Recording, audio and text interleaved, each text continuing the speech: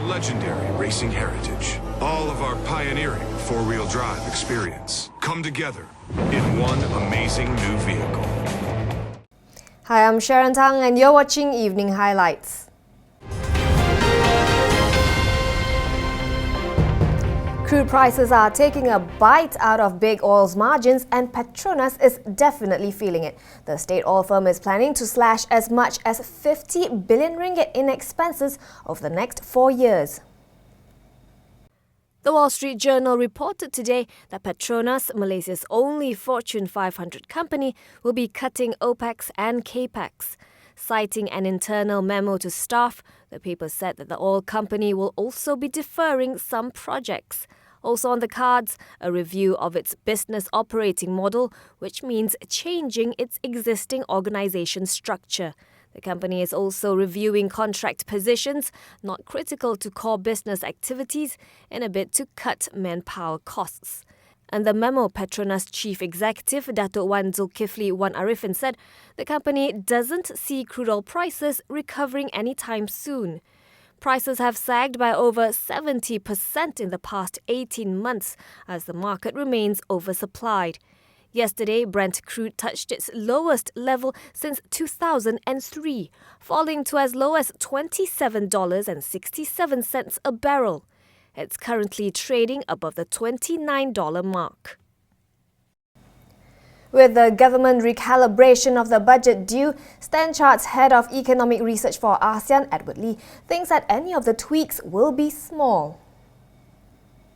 Possibly some adjustments, small tweaks to some expenditure, either current or even on the CAPEX side, some small tweaks, while trying to maybe maintain the fiscal consolidation stance, maybe increase the budget deficit 0.1 to 0.2 percentage point of GDP. So trying to balance it still. I mean, it's still very early in the year, and possibly they could even come up with more plans to say, look, if oil prices go to here later or oil prices go to here later, what sort of tweaks they can expect.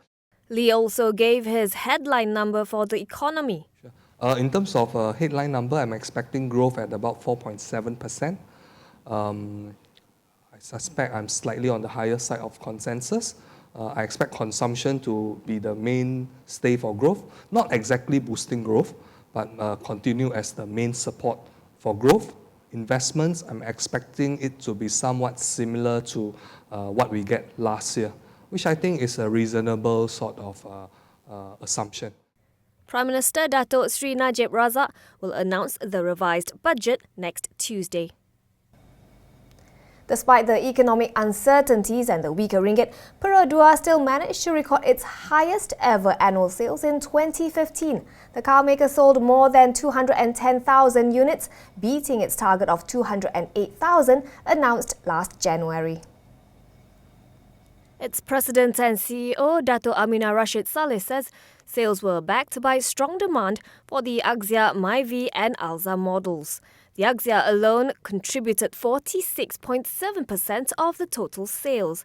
That's 99,700 units sold. Aminah says the reason why Axia models were in high demand was because consumers decided to buy down into compact, affordable and fuel-efficient vehicles, the segment that Perodua serves. Moving forward, he says that this year will be a tough one for the auto industry, but he remains bullish on Perodua's performance. The company is aiming to sell 216,000 units of its cars this year. Perodua currently holds the lead in the local auto market with a 36% share of the passenger vehicle segment. The Public Accounts Committee says it is still undecided on whether to haul up former 1MDB Chairman Tan Sri Bakke Salleh. The committee's chairman, Datuk Hassan Arifin, says a decision will only be made after hearing evidence from the fund's current chairman, Tan Sri Lodin Wok Kamarudin. Sebenarnya Tan Sri Bakke ni tak lama, dia 2 bulan je. Dia kurang 2 bulan jadi chairman. Bagaimanapun besok setelah